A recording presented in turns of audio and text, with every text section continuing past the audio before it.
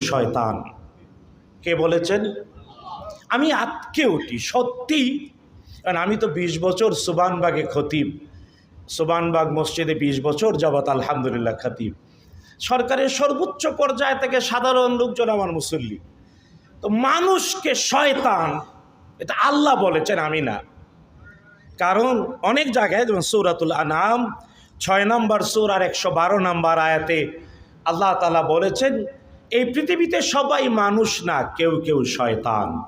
কেউ কেউ আছে না? আপনারা দেখতে পান তো, ডানে বামে সামনে পিছনে। শুধু তাই না, আল্লাহ তাআলা এই বলে থামেননি। যিনি মানুষের পক্ষ নিয়েছেন তিনি 7 নম্বর সূরা সূরাতুল আরাফের 179 নম্বর আয়াতে বলেছেন, না না, শুধু শয়তান না, বরং কিছু আছে ইতর প্রাণীর চেয়ে নিকৃষ্ট।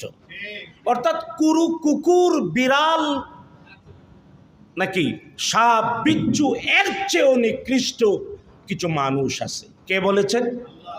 আল্লাহ যদি না বলতেন আমরা কেউ বলতাম, সবাই বিরুদ্ধে স্লোগান দিত। কিন্তু কথাটা কার? ঠিকানা দিলাম 7 নম্বর সূরা আল আরাফের 179 নম্বর আয়াত। শুধু তাই না, আল্লাহ তাআলা আবারও বলেছেন, না না, শুধু ইতর প্রাণী কুকুর বিড়ালের সাথে তুলনা দিলেও হয় না, সবাই মানুষ না, কেউ কেউ খান্নাস।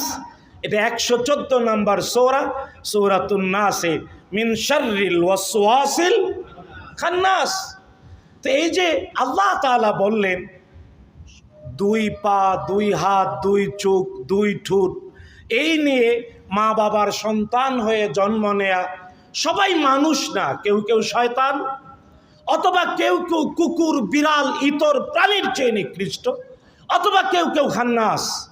হ্যাঁ, আসলে মানুষকে আল্লাহ তাআলা বললেন 55 নম্বর সূরা আর রহমানে, মানুষ যদি হতে চাও তাহলে আগে জন্মের আগেই শিখো কোরআন। আর রহমান আল্লামাল কোরআন। আমাদের শিক্ষায় যেখানে কোরআন নাই, ওরা এই জন্য শয়তান বানায়, অথবা ইতর প্রাণী বানায়, অথবা খান্নাস বানায়। আমি প্রফেসর ডক্টর আনিসুজ্জামান স্যার, আমি আমার কথা না, আল্লাহর কথা শুধু বলছি। তো এই জন্যে আমাদের শিক্ষা ব্যবস্থার ত্রুটি এটা। এবং রুহুল আমিন দম্পতি আমার বাসায় গিয়েছিলেন, প্রথম ফাউন্ডেশনও আমার দাওয়াত দিয়েছিলেন, আমি পারি নাই।